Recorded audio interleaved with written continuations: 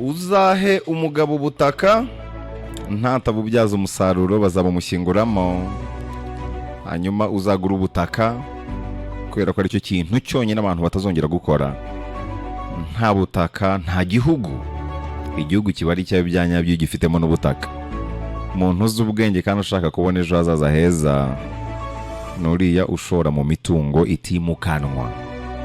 Nimvuga imitungo itimukanwa rero nkavuga ubutaka, ujye uhita wumva Nzuri Business Group Limited. Nibo ba mbere hano mu Rwanda mu gutanga serivisi ijyanye n'ubutaka.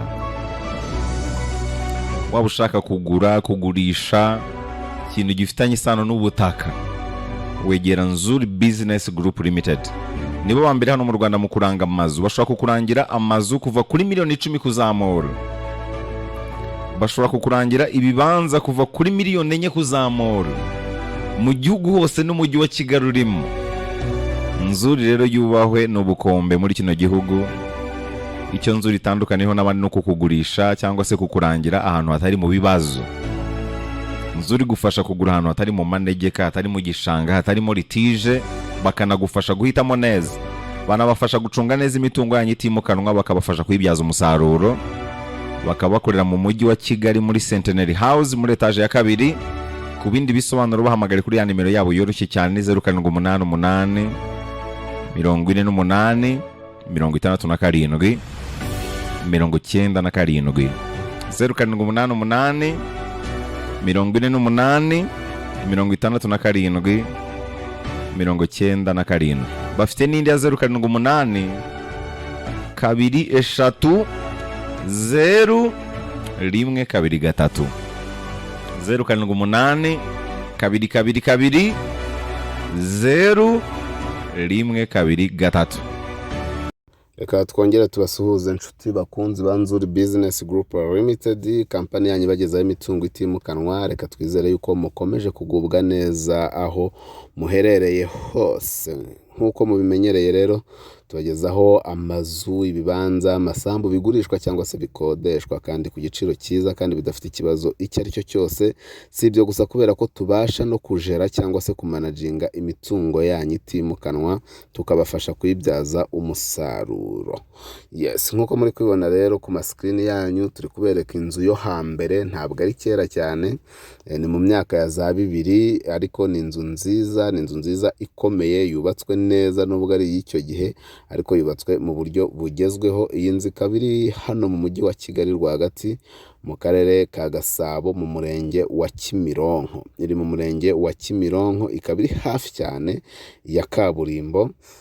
Ikaba rero ifite ibyumba 4 binini rwose byo kuryamamo, ikagira douche na toilette 2, ikagira salon, salle à manger, ikagira igikoni cyo mu nzu ndetse gifite na stoke, ikagira ndetse parking nini inasakaye mwabibonye aho imodoka iticwa n'izuba, ikagira kandi na jardin ihagije.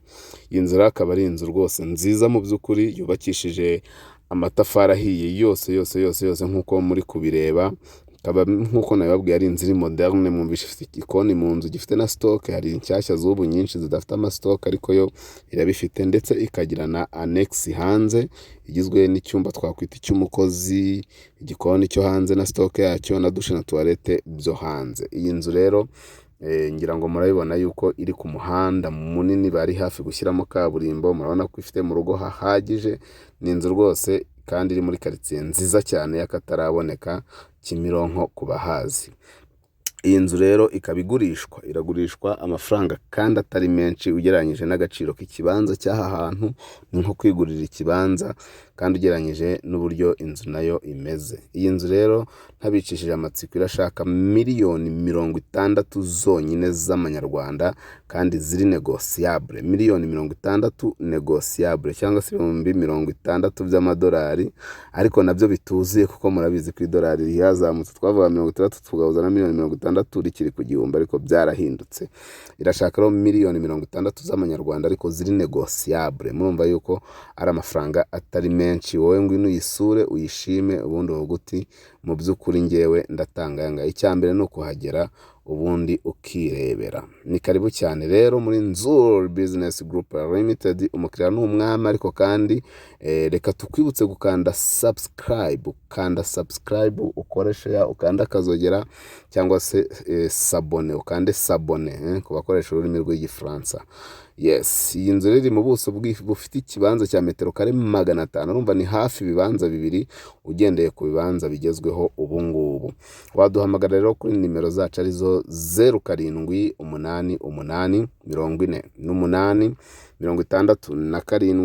0788586797 cyangwa se 078123 Si ibyo gusa, rushora no kudusanga aho dukorera ni mu nyubako ya Centenary House. Murabona yakwizina nababwiraga, ni mu nyubako ya Centenary House muri etage ya kabiri. Ukizamuka ugisohoka muri asanseri tukati iburyo bwawe ugahita ubona Nzuri Business Group Limited, company yanyu. Nyaboneka ngwino tukurangira ahantu ugura hatari mu manegeka, hadafite ibibazo na bikeya. Ngwino rero tukugurishirize kandi mu gihe cya vuba cyane, bidatinze. Ari nako kandi niba ufite inzu, niba ufite amazu byakunaniye kwishyuza abapangayi, stress iki, duhamagare uyaduhe tuyakumanagingire, tukujerera ayo mazu. Ujye uvugana na konte gusa, ibindi byose ubitubaze. Nitwe ba mbere hano mu mujyi wa Kigali no mu Rwanda hose. Yes, kandi wadusura ku zindi mbuga nkoranyambaga zacu, Instagram, Facebook page, Twitter, hose n'ubundi twitwa Nzuri Market. Si ibyo gusa, wajya kuri website yacu ariyo www.nzuri.rw. ubundi tugakomeza kubana umunsi ku wundi, 5 kuri 5. Turabakunda cyane. Iwacu muri Nzuri Business Group Limited, umukiriya ni umwami. Ni karibu cyane rero. Iyi nzu ntibacike, urabona ifite n'ibigega by'amazi, ifite kira kitu kabisa. Ni karibu sana.